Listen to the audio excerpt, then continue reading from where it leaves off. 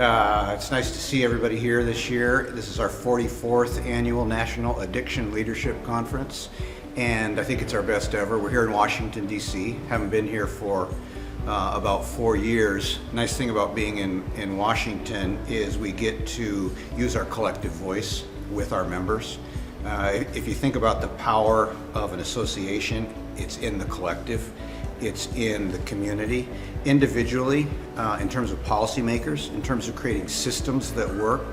Most people in this country who need treatment don't get it, right? We're talking about 80% of the people in this country who have diabetes get diabetic care.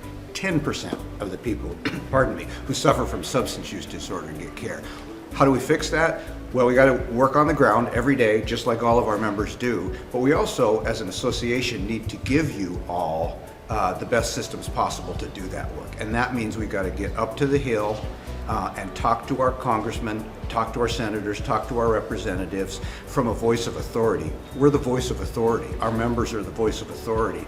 And individually, we're not very powerful, right? NAATP has over 1,000 treatment facilities. Individually, not very powerful. Collectively, extremely powerful. So when we're in Washington, we have a special event called Hill Day. This is Hill Day 2023, and we are taking our members representing most of the states to the Hill to meet with their senators and congressmen and talk about what really goes on, what happens to people when they get treatment, which is that they survive and thrive. What happens to people when they don't get treatment? They die. They die, right? Right now, approximately 200 Americans die every day from a drug overdose. 200 Americans die every day from a drug overdose. Imagine that you got up every morning, opened the paper, well, like I used to open a paper anyway, and it said plane crash, all 200 killed. Monday, Tuesday, plane crash, all 200 killed. Wednesday, plane crash, all 200 killed. We'd stop flying airplanes, or we'd do something to fix them. Well, that's exactly what's happening in our field. 23 million Americans suffer from a substance use disorder. 10% of those people get care. But here's what's exciting. 23 million Americans are in recovery, right? Leading full and happy lives. The way they got there is they got services. Whether it was social treatment through Alcoholics Anonymous and other treatment programs, or in conjunction with professional health care, they got the care that they needed, and it works when they do. So it's very exciting to have our membership here in Washington. We'll be headed up to the Hill on Wednesday, and it'll be a great way to sort of culminate this conference.